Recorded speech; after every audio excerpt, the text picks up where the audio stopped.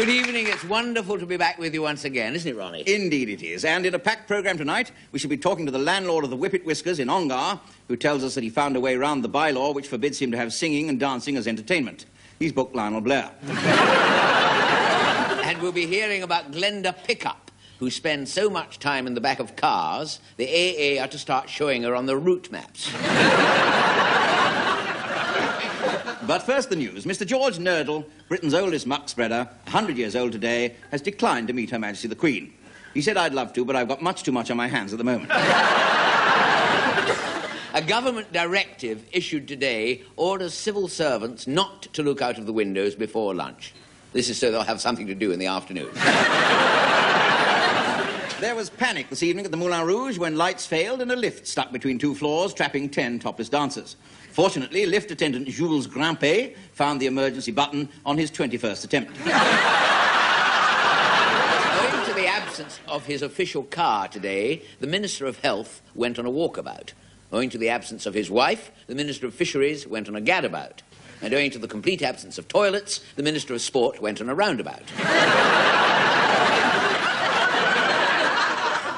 Finally, there's news today of a big gusher in the North Sea. Barbara Cartland's visiting an oil rig.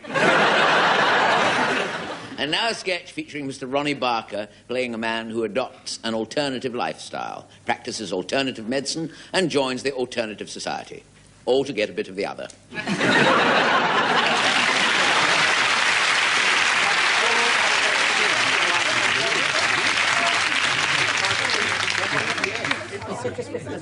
We might have time for games of bridge. Oh, hello, Roger. I say, hold it down, folks, would you? Hold it down. I'd like you all to meet Roger, who's just moved into the village. Roger. Put it down, Roger, I'll come. Very much. 3 cheers for Roger! Oh, very nice. Well, I must say this is a bit of a surprise. Surprise? In what way, Roger? Well, the fellow who told me was obviously talking through his hat, but, I mean, before I moved here to Nether Edgeley, I was told that you were all, well, it's awful to say, you're all, you know, a bit clannish. Oh, yes. No, he said to me that you were very unfriendly to newcomers. Unfriendly to newcomers, us? Like a cigar, Roger. No, thank you. Borrow my car for the weekend. Or my wife. You see, obviously we're not unfriendly to newcomers. Right, now let's settle down. Less frivolity, ladies and gentlemen. Let's settle down to discuss the very serious subject of this year's village fete. All right, now, I've made a little list, as usual, but for God's sake, if anyone objects to anything I've asked them to do, please shout out, won't you, straight away, and we'll change it. Now, first of all, Henry, Lucky Dip. All right, Henry? Oh, fine by me, George. Good. Daphne, Bring and Buy Store? Yes. Yes. Claude, second-hand bookstore? Yes, of course. Marjorie, Homemade Preserves, dear. That's it. Ben, I thought White Elephant Stall this time. Fine. All right. Marion, Bric-a-Brac Bazaar. Yes, dear. And Peter, Pin the Tail to the Donkey. All right? Don't get it wrong like you did last year. Country Craft Stall. All right, dear. And Roger, the skydiving. Now, this time, I thought, to open the fete, we ought to get a television personality. Excuse me. Yes, what is it, Roger? Excuse me. I don't know. Was I imagining that? Because did you say that you skydiving? Yes, I put it down in the skydiving. Now, as I was saying, a television personality is really needed to open the fete. What's the matter, Roger? Now? Excuse me. I don't want to be an awful nuisance, but I'd rather not do the skydiving if you don't mind. If you don't mind. No, we don't mind, do we, gang? We don't mind. Rog can do anything he wants to. Yes, don't worry. No, I'll put you down for something else. I'll put you down for the lion taming. There we go. As I say, we must have a television personality because everyone... I'm sorry. I'd really rather not do the lion taming either, if you don't mind. Well, it's only for the one performance. Yes, I'm sure, yes. You know, I'd be happier doing something else. Well, all right, fine, yes, no, don't worry, I'll put you down for something else. Yes, I'll put you down for, let's see, I'll put you down for, that there. Right, now then, we must get, I thought of getting Arthur Negus. You see, he'd be excuse me, what's or if that? we can't get him, maybe Patrick that? Moore, or getting Angela Rippon. I mean, No, I'm sorry, I don't want to do that. I don't want to do that. Unless anyone else Excuse has me, any I don't want to do... I don't want to be the moving target in the archery competition. I don't want to be that. Would you put me there? I don't want to be the moving target in the archery competition. Very well, Roger, very well. I'll put you down for the surprise item, all right? What surprise? Well, it's a surprise, isn't it? Yes, I know, but I mean, what sort of surprise? Well, it does involve a crocodile.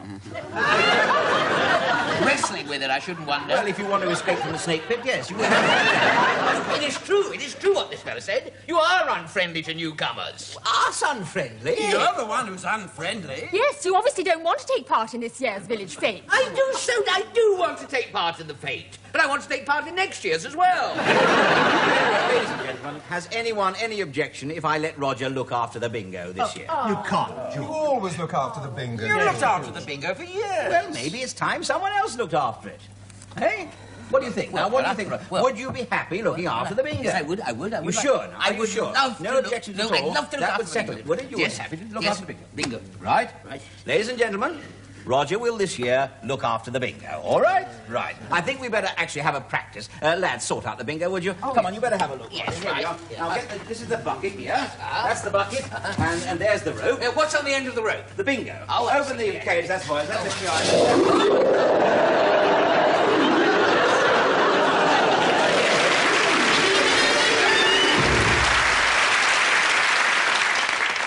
Good evening.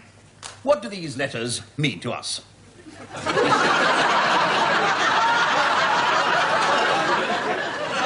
Or to put it another way, do you keep something under the bed for an emergency? Well, I want you to take it out, look at it and ask yourself, is it being put to good use? Or am I missing out and making a horrible mess of it all? Now, if you are in the dark, let me put you onto the PO. When it comes to savings, we at the post office are proud of our record. Here it is. It's called I'm in the Nude for Love, and you can get it over the counter if the postmistress is not too busy.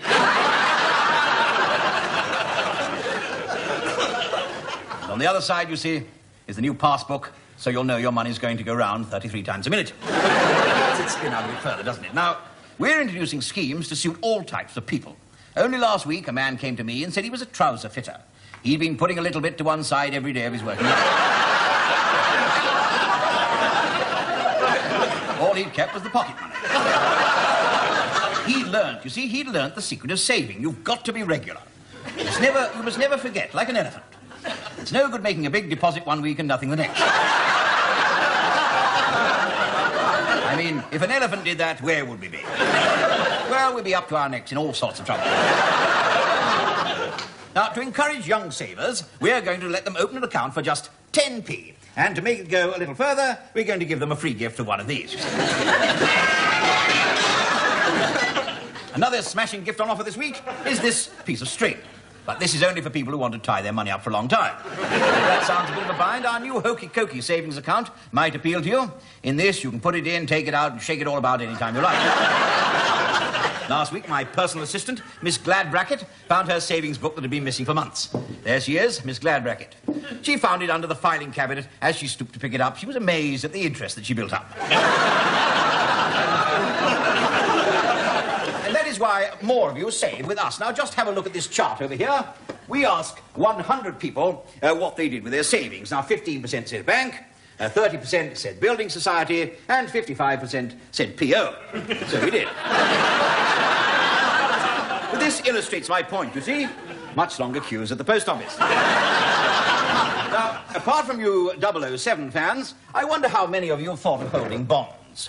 Now, I know a spinster whose only source of income is from her basement flat that she rents to a 6'9" exiled African chief named Ernest. She's got some premium bonds, and she tells me she's always waiting for Ernie to come up and solve all her problems.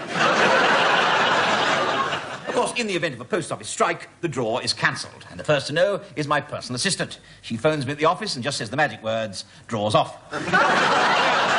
But I hear you say, is a nest egg all it's cracked up to be? And why should we bother to shell out on savings? Well, those little luxuries like some beef for the freezer. You'll need a joint account for that, by the way. Maybe for a new bed. And Miss Gladbracket is with me on this. We both think you should have something to fall back on. And she's certainly got that. Now, you see, we're trying to make it easier for you to save. As from Monday, if you can't get to the post office, you'll be able to pay by standing order. I'll just show you one of those. Attention! Standing order. That didn't give you a start. Maybe these new piggy banks will. Now, this one here, you see, that is for people who live from hand to mouth. In there. This one here. That one there is for teenagers, you see. In one ear and out the other. That one's very popular in Scotland. And this one here is for those people who get behind in their payments. Think about what I've said and remember what your mother said about the first halfpenny you've ever had. Put it away. You don't know where it's been. Good night.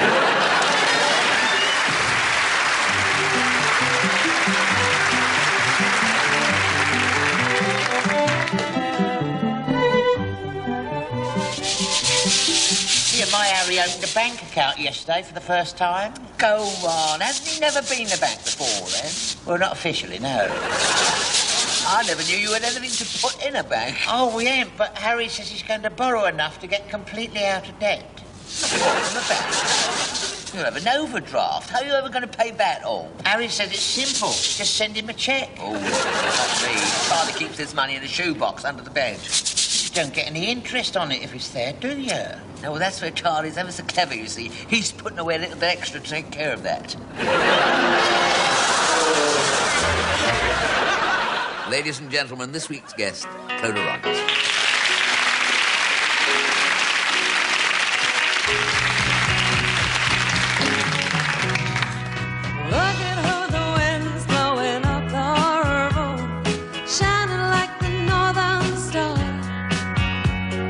Acting like he answered all my prayers, but baby, I know what you really are.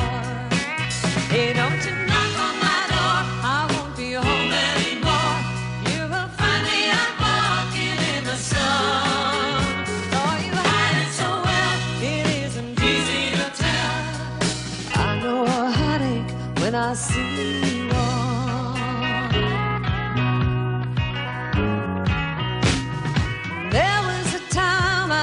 True believer, your love was the only way.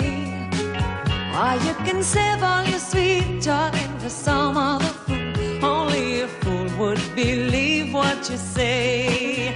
Hey, don't you knock on my door, I won't be home anymore. You will find me out walking in the sun. Though you hide it so well, it isn't easy to tell. I know a heartache when I see one.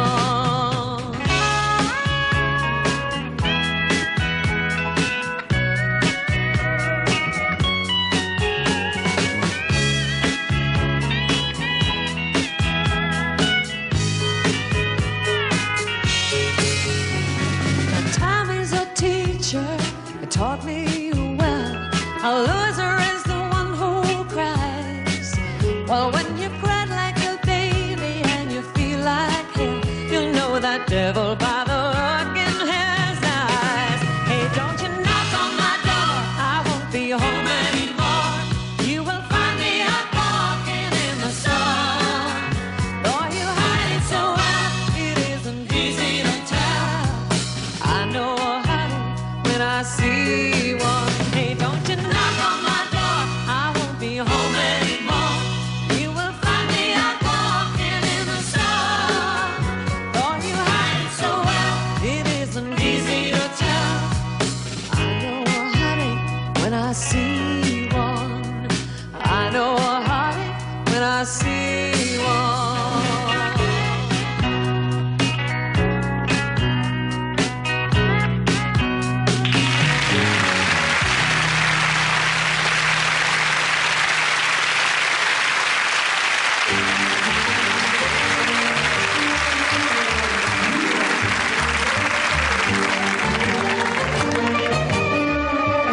The disappearing all-girls orchestra is nearing its climax. The plot has thickened so much it is almost impossible to wade through. Suffice it to say that Piggy and Charlie now find themselves arriving back in England after a few hairy escapes. Charlie, in fact, is a good deal more hairy than Piggy. Things look black for him, and for Piggy, they look even blacker.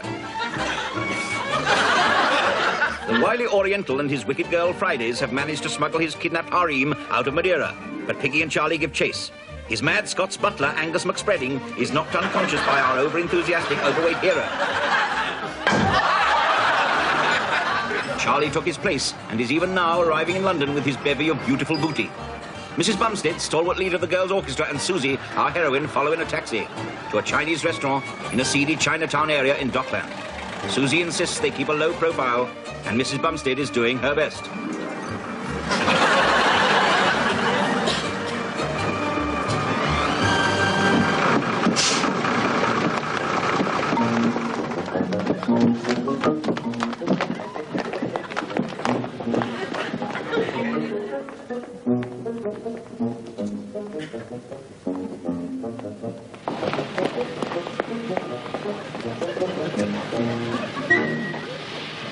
Go down street, collect my army of thugs. We have slight alteration to plan. Hurry. Don't know, boss. Maybe not up yet. Work late long hair. Many tourists. Bloody foreigners. We want ruthless killers. Where are my Magnificent Seven? Only 6 now, boss. One drop out. Why? Mother wouldn't let him come. Which one? Low slung. Low slung? Him with short legs? He can't run fast enough anyhow. I need at least a dozen men. Me get real waiters.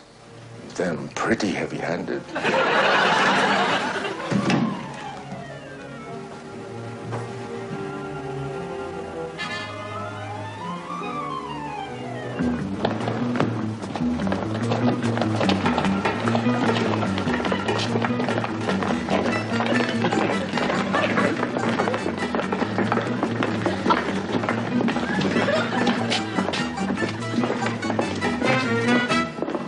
I just seen Angus and girls in back room.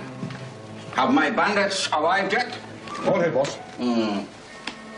I want you to kill him too. M2? Who's M2? Never heard of M2. Angus, I want you to kill him too. Ah, understand. Why?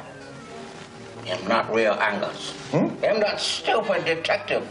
He give himself away. I hear noises coming from underneath his spawn. Ah, maybe he ventriloquist. Instinct to use his dummy.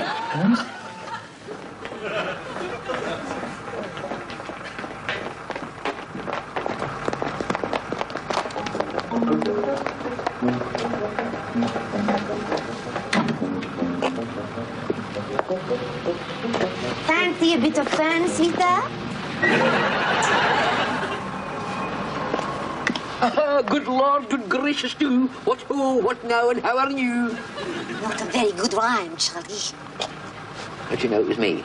It's the way your kilt hangs. Don't you start. This is reporting the SS Uganda, which leaves Southampton this afternoon, bound for Hong Kong. Now get to Southampton as quickly as possible and take Mrs. Bumstead. Where's Piggy? Isn't he with you? Well, I lost track of him. I mean, for all I know, he might be lying in the gutter somewhere. Dead? Or drunk. But surely someone may have spotted him. Not necessarily. I mean, in that outfit, he looks like a black plastic bag full of garbage. Coming! What? 20 quid? Why, that's a mint. You sleek it, poor and devilish mint.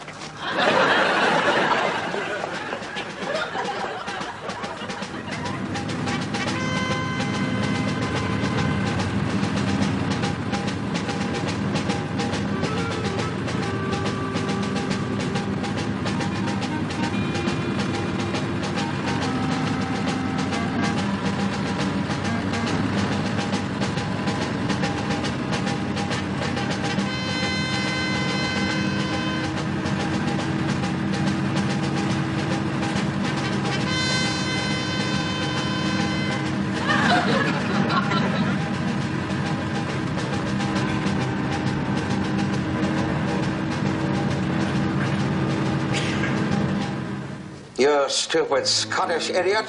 Why are you not here? Listen, fly at once to Gatwick, gateway to the south. Take you about 3 hours. Drive straight to Southampton Docks. No! Detectives not go to docks. Detectives go to their death on motor coach. My hired assassins take them to Safari Park, kill them, and feed them to the lions. Very diabolical. And 100% final. The proverbs say, when the lions sit down to dinner with the lamb, only one enjoy the taste of mint sauce.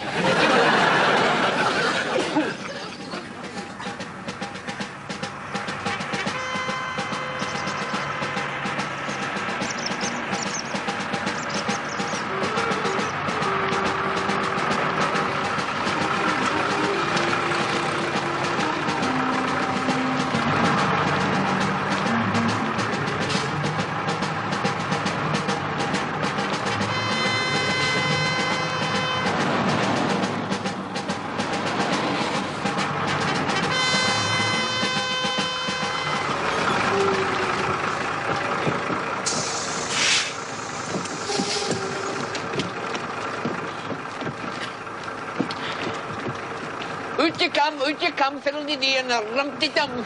Dear, dear, dear. Will you try it?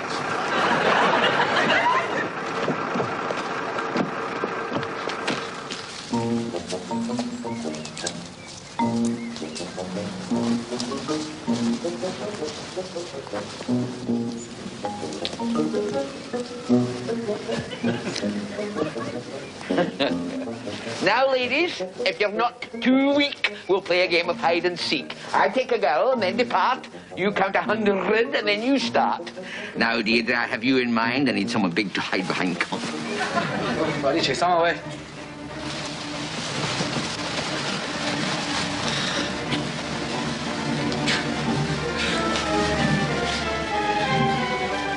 追佢哋啊！快啲追佢哋！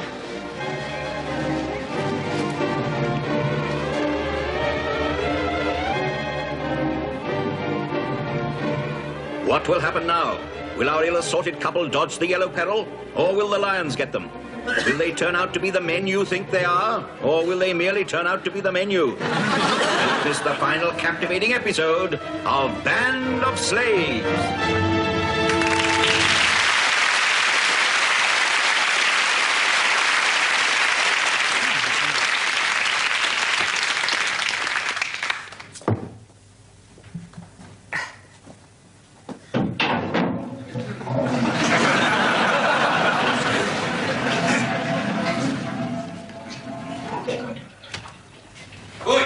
The bulb's going to cars again.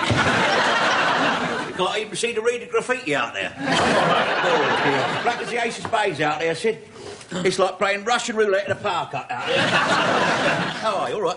Not so bad, not so bad, not so bad. I got you a pint. Oh, cheers. I guess you was here. I could tell by all the crisp round the floor. Oh, yeah. How's things today? Well, not so bad. Bus and grumble. Me old what's-his-name's been playing me up a bit. Oh, have they? Oh, yeah. dear. Have you ever thought of putting hot bread poultices on them? No. Oh, don't. I think not. I shouldn't think that'd be much help for the feet, really, poultices like that. No, I shouldn't think so. I'd thought going up the doctors with them, as a matter of fact. You don't want to go up the doctor. What do you want to go up the doctors with them for? They'd only give you a lot of pills, would they, eh? I mean, if your electric gas stove goes on the blink, you don't send for the water board, do you? No, you want to call in the advice of an expert, don't you? Or me. Well, that's exactly what I did do, didn't I? What? Didn't I? Consult an expert about my feet. What, a chiropodist? No, a fellow who runs a shoe repair shop in the corner. Well, you want to go and see? He's only going to mess you about, isn't he? He was the bloke who made you get a dog licence for your hush puppies, wasn't he? Be fair, he knows what he's on about, all right. Of course he does.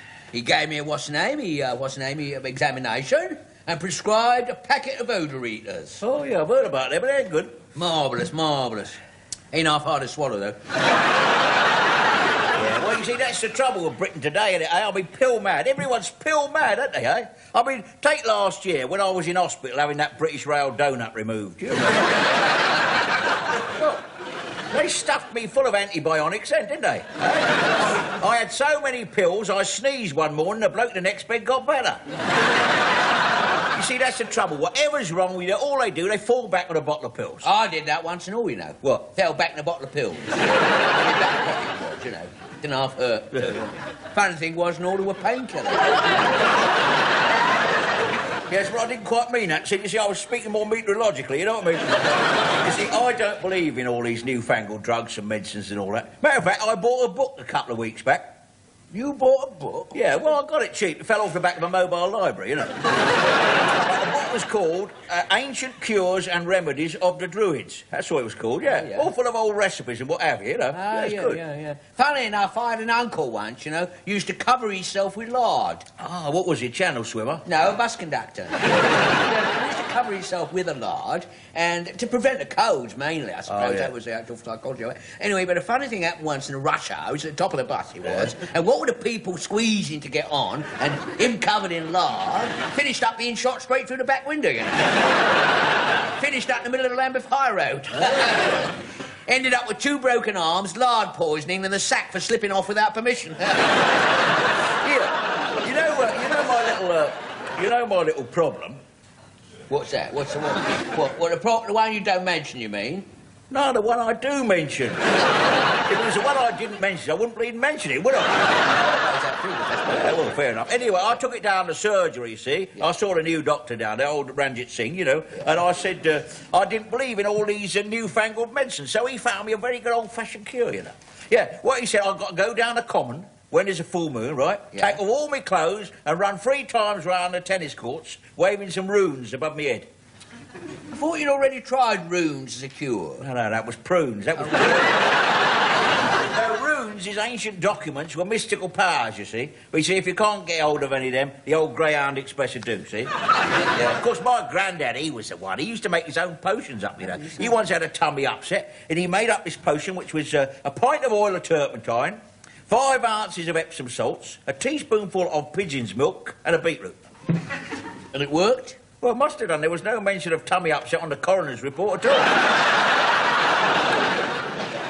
I thought you always said that they discovered that for the last 15 years he'd been wearing his truss upside down. Oh, yeah, but that was neither here nor there. No. Here, I tell you what, you coming with me, then I'm going down to tennis courts now. What, is there a full moon, eh? Yeah, got me Greyhound Express, you know, I'm going to try that. Oh, lovely. Listen, do you mind if I drop over to the chemist, get a film for me camera? What for? There won't be much to photograph. Well, you never know, you might have cured it.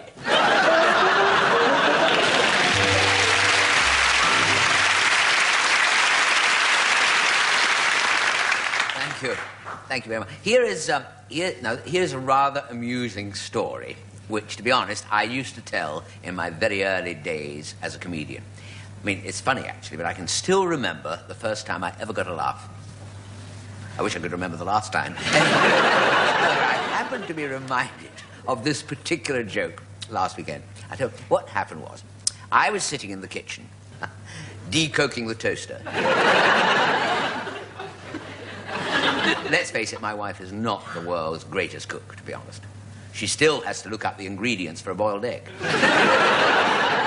Last weekend, she made a cottage pie, and the local council had it condemned. I mean, on this particular morning, we were both feeling rather bored and listless, and time was going so slowly, you know, really dragging. At one point, the cuckoo threw itself out of the clock.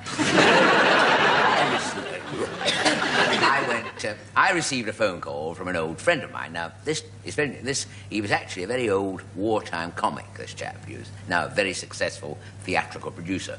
My goodness, he's certainly come a long way since the days he used to warm up for the Nuremberg rallies. He had rung up, all excited, laughing away, you know. Wish he was here tonight. Anyway, he rang up to tell me about a big new London show he's putting on. He said, this will be a smash hit musical, he said.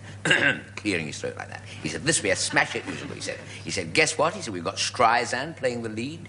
I said, that's terrific. Barbara Streisand? He said, no, Mabel Streisand. He said, she's not very well known, but given time, he said, I think she'll become really big. And he said, in any case, he said, with music by Rice and Lloyd Webber, we'll be on to a surefire winner. I said, well, that's marvellous. Tim Rice and Andrew Lloyd Webber, I mean, they are the tops. No, he said, no, this is Bert Rice. Percy Lloyd Webber. He said, nobody in the country's heard of them yet, but just you wait. And he said, and listen to this, he said, the star comedian is a chap named Manning. I said, not Bernard Manning. He said, yes, that's him. As he was... Well, he said nasty things about me. Well, as he was offering free tickets to the premiere, my wife and I decided to go along, because I'll be honest, we don't really go out a lot these days. If I remember rightly, the last time I took my wife out, it was to the local civic hall to see Big Daddy and Giant Haystacks. No, that was the famous night when both men's tights split open. And we were treated to a display of all-out wrestling. Now, that was the last time we went out. I did actually offer to take her to see the 1981 Labour Party conference, but unfortunately she can't stand blood sports. So anyway, there I am at this glittering gala, rubbing shoulders with the beautiful actresses. Well, not exactly in my case rubbing shoulders, but having a good time generally. Nodding about all over the place. And this place, it was packed with glittering personalities. I remember I had quite a long chat with Liberace, who was actually quite a card, Queen of Diamonds. And but I digress, because it was at this big premiere that someone reminded me of this joke. That's where we are. Now, it all takes place at the end of the last century in one of the last remote outposts of the British Empire. Ealing Broadway. It's not Ealing Broadway. Picture, if you will, a small garrison of British soldiers in the baking hot South African province of Natal, where one day a new army chaplain arrives and straight away goes along to see the colonel, who's in charge of the unit. So he goes along, he said, "Good morning," he said. "I'm the new army chaplain." He's a bit wet, this man. He said, his dog collar's got a little bell on it. It says, "My name is the White Weatherland Wadney Wenfew Wobbats. From Wotherham." And the colonel says, "Welcome to the regiment." No, the regiment. He said, "I'm sure you're going to have a cracking time here," he said. The colonel, "Absolutely cracking. We have an excellent social life," he said. "Every Wednesday all the lads get together in the mess, drink until they're sick as pigs, and then all fall over." He said, "You'll love every minute of it." And the chaplain said, well, he said, "As a matter of fact, sir," he said, "I'm rather afraid I don't actually approve of drinking." The colonel says, "Oh, well, you'll like Thursdays then. That is the night we run our poker school. Unlimited stakes, you could win a fortune." I said, "I'm afraid," said the chaplain, "I'm afraid I don't go in for gambling either," he said. He said, "Well, Fridays," said the colonel, "you will enjoy. Every Friday, a bunch of the local native girls come over. You'll love that. Ravishing women all night long." The chaplain says, "Look," he said, "I'm terribly sorry," he said. "As a matter of fact," he said, "I don't actually do that sort of thing either with the ladies." The colonel said, "My God. You don't mean to tell me you're you're not anything, funny about, you're not, there's nothing." Chap said, "Certainly not." He said, "Oh," said the colonel, "well, you won't enjoy Saturday nights either then."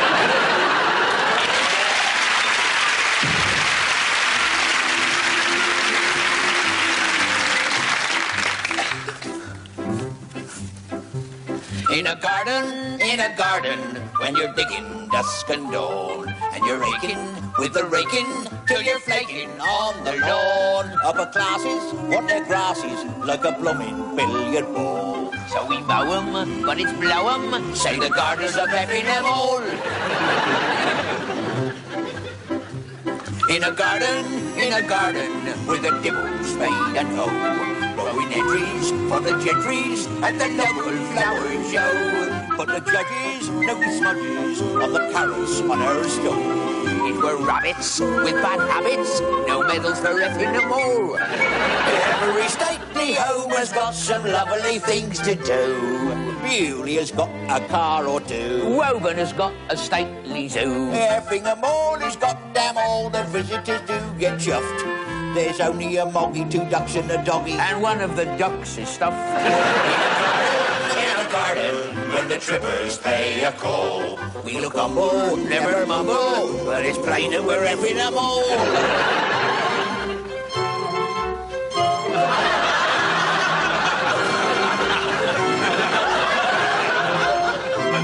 His Grace, I declare, there's a scent in the air. Is it roses red or violets blue? His Grace inhaled an odour or two. Is it fresh? Is it fruit? Is it balm? Is it brute? But he knew damn well that it wasn't Chanel when he fell in the compost heap. He was lately rather stately, and the manner made him rich. Now the trippers bring their nippers, cause his poor old Grace is skint. Vulgar letters from the debtors get his lordship up the wall. They can threaten, but we're betting that his Grace will keep effing them all. Up there at the Hall, it's the brother-in-law of his Grace. Green fingers Sir George with his pansies all over the place. He went to a ball wearing lupins and lilies round here, and won the award as the loveliest night of the year. Fertilizer, a word upon every tongue. Sounds much nicer than the stuff that is usually slung. The word that we use is shorter. We know we didn't order. You've got to admit when you've trod on a bit that it's easier said than done.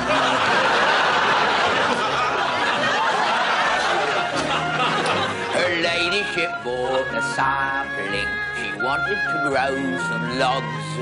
She watered it every evening. So did the neighbour's dog. She tended it all her lifetime, and 70 feet it spread. But now she's not here to enjoy it, 'cause the damn thing fell down on her head.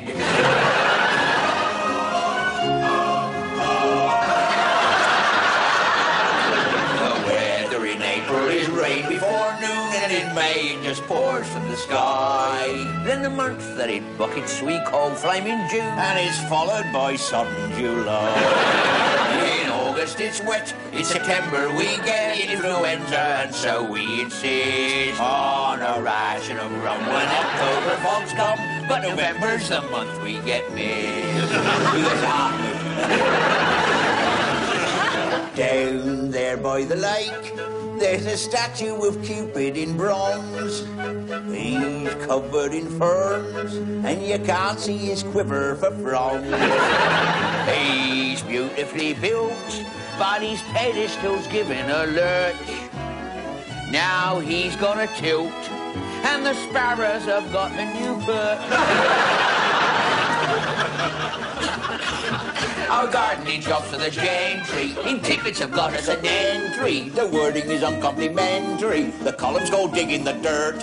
The article rudely discloses what waters the Duchess's roses. Not water cans, nozzles and hoses, but just a big tub. And a squirt. They mention the night when his lordship got tied on some gooseberry wine over graces. Then legless and rubbery left in the shrubbery, casting off caution of braces. Her Grace had a fit hysteria, observing the ducal posterior. We're only a bunch of wisteria, concealing the family crest.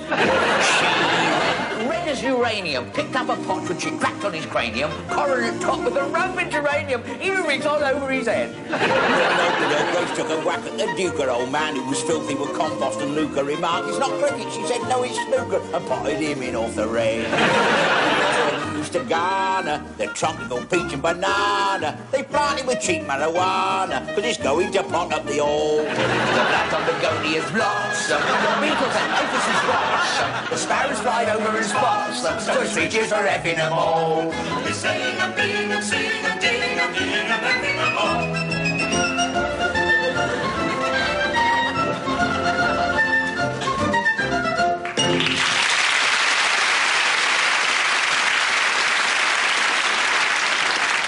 Well, that seems to be just about all we have time for, doesn't it, Ronnie? Yes, indeed it does. But before we go, a few late items of news. In the Celtic versus Rangers match tonight, fighting amongst the crowd was interrupted when football broke out on the pitch.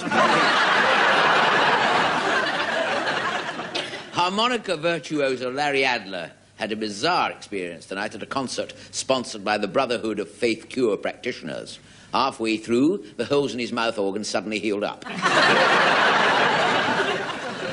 Auberon Clamp, the Byfleet man who spends 6 months of the year as a concert pianist and the other 6 as a washer-up at the Savoy, tonight combined his 2 careers to wonderful effect with a delightful rendition of Handel's Dirty Water Music. There was an embarrassing incident today at a Hollywood topless barbecue wedding reception when Raquel Welch got too near the charcoal and toasted the happy couple. Finally, Linda Gouge and Denzel Wallop, the Prestwich couple who make mad, passionate love every time they eat semolina, blancmange or suet pudding, got married today. They plan to live happily ever afters. Next week, we'll be having a special musical show in which we'll be talking to the lady opera fan who's keen on baritones, mad on basses, and will do anything for a tenor. I will be meeting the woman who claims to have slept with every member of the Halley Orchestra and admits to being a bit of a symphomaniac. Until then, it's good night from me. And it's good night from him. Good night. Good night. Good night.